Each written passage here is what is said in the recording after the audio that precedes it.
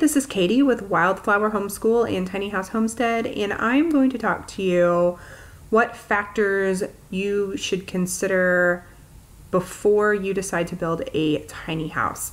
I am in the process of selling my current home to be able to build a house that is debt-free, and there are a lot of factors that I took into consideration and am still taking into consideration before making the final decision on what type of tiny house I am going to be building.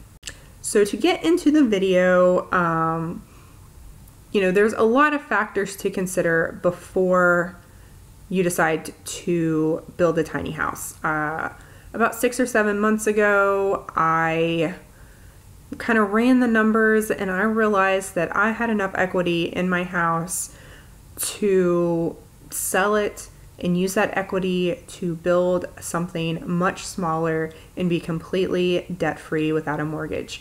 I'm a single parent, so not having a mortgage is really going to help out my family financially.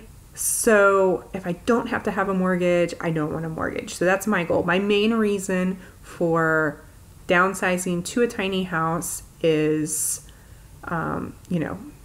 overall financial reasons, which lead to free time and freedom and all that stuff. Other benefits for me and reasons for other people to build a tiny house is definitely sustainability, mobility, cost. There's lots of reasons. So after you have decided what the benefits for you are, you need to decide if if you're going to be able to live in a tiny house, because it is a huge lifestyle change. We've had to get rid of a lot of stuff, and it has taken us a while to get rid of everything that we have gotten rid of, but I'm so glad we did it. Even if we weren't moving, we had way too much stuff that we did not need, and it just really simplifying all that really brings you to a new perspective of how much stuff that you have that you don't need, and it is really a huge weight on your shoulder to have all this stuff. So we've really minimized everything and gotten rid of so much stuff. But you also have to factor in your family size. The more people you have, it's going to be harder to live in a smaller space. There's just me and my 2 girls, so we have a pretty small family. When people think of a tiny house, they think of the cute little house on wheels that you built from hand, but there are other small house options available that you should consider as well. There's, your typical tiny house. There is a very small house on a foundation.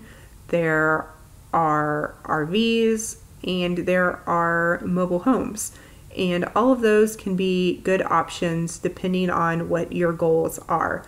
I'm kind of in the process of weighing all those options to decide which one is the best fit for my family. And I'm kind of going to go through the factors that play into that decision and kind of the pros and cons of each different choice. The first one is, of course, for me, cost. Obviously, the most expensive option is a house with a foundation, but if you think about long-term assets, that type of home is more than likely going to appreciate, where the other options are going to depreciate. So while it might be a greater upfront cost, in the long run, it is not going to depreciate. You can find a used, inexpensive RV and mobile home. Fairly inexpensive. It can definitely cost less than building something from scratch, even a tiny house on wheels. Those, depending on what you do on your own, those can cost just as much, if not way more, than a used RV or mobile home. So another factor to consider is time. Like, how much time do you have to put in to this building project? Mobile homes and RVs are ready to go. If you're going to be building a house or a tiny house, that's going to take more time. So how much time do you have to spend on this project? And then the third one that kind of ties into time is your ability and skill. If you're going to be building it on your own, you need to be realistic about like what your ability and skill level is. It is a great thing to learn and do on your own, even if you don't have any experience in building, but it is definitely going to take you a whole lot longer if you do not have the experience building. And also it might play into cost, because if you don't have the tools and stuff you need, you're going to have to purchase those or rent those, but definitely spend some money on the tools. And then if there's some things that you don't know how to do, like electrical or something that you're not willing to do on your own, you might have to contract out that help, which is going to end up costing more money also. And then, something else to consider is the mobility. Does it need to be something that's mobile? Do you own the property? If you don't own the property, then it probably, you're not going to be able to build something on a foundation. You're going to want something that's more mobile. An RV or a tiny house on a trailer is going to be much more mobile than even a mobile home. So if you're going to be moving around a lot, then you're going to definitely want to factor in the mobility. And then you also want to think about your long-term goals. How long are you going to be in this home? If it's something that's just temporary, maybe you can settle with a lot less than if it's something that's going to be more permanent and long-term. For us, this is a long-term situation. I am not planning on increasing my income anytime soon. I'm not planning on saving up and trying to build a bigger house. I want to stay in this small house. So whatever we decide to do is going to be a permanent long-term situation. So I'm willing to invest a little bit more money up front. Also I would prefer something that may appreciate in value and not necessarily depreciate in value, so it can somewhat be an investment also. Another thing to consider definitely is regulations and codes. Every county has different regulations and codes, so you're definitely going to want to educate yourself and familiarize yourself with those. There's some counties have a minimum house size on a foundation, and some counties have codes that say you can only live on a temporary housing, like a tiny house on wheels or an RV, for 90 days, and then you have to move to a permanent house. So lots of little silly rules and regulations that you want to educate yourself on, because you don't want to do something that, and then not, you don't want to build something and then not be able to live in it. I'm lucky enough that I live in a pretty rural area that is all zoned agricultural, so I don't think my rules and regulations are not that strict. We do have some, and it may be an issue, so I'm still researching that to decide exactly what the best option is going to be. Something else to consider is the change in lifestyle. I mean, something so simple as your septic system and how you deal with septic stuff. You're going to have to really think about that, especially if you're going to be mobile. Do you how are you going to deal with that? That's something that is weighing on my mind. Energy, how are you going to get your energy and water? Are you going to be off grid? Are you going to be hooked up to a power source? You can do solar energy, and all those have different costs associated with them. So definitely look into all of those different options.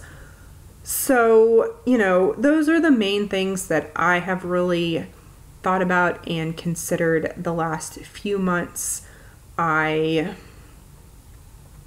kind of focus on one for a while and think about it and how that's going to look like for our family. And then once I've kind of stewed on that for a while, I switch over to another option and think about that.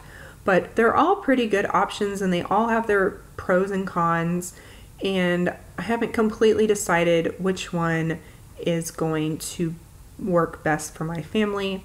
I have several weeks to think about it and determine it. I still have several more weeks of work on my current house before I put my house on the market.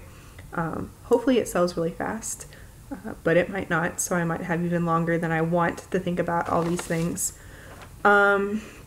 But some of the things that I am planning on doing, and would recommend doing are visit different options. Go inside of a tiny house if you can and see what that feels like for you. Go inside of an RV, go inside of a mobile home, and kind of get an idea and a feel for what it's like. Also play around with the different financial options and choices that you have. What is it going to look like if you if you do build a house with a foundation? What's the price going to be on that? That one kind of for me is, I don't have the exact cost. That one's kind of more up in the air because there's so many factors that play into that. But something like an RV or mobile home, you can look on Craigslist in your area and see how much they're going for. And what you can get for the money in your area.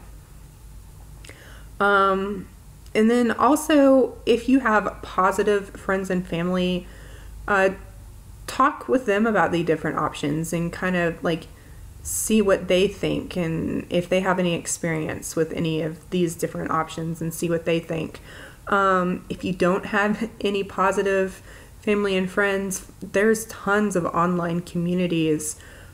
People that are living in tiny houses or RVs, or they have families in small spaces. I've been spending lots of my time researching and watching all these YouTube videos of different families that are living in small spaces currently and what it looks like for their family. So definitely research all your options and think about what is best for your individual family. But that's all I have to say in this video. Thank you guys so much for watching. If you have any opinions or want to add anything that I left out, definitely leave it in the comments below. I'm still weighing my options, so if you have anything to add to help me make my decision, feel free to add anything that you have. Recommend channels. If there's other channels that you guys really like, definitely recommend other channels. But thank you guys so much for watching, and I'll talk to you guys later.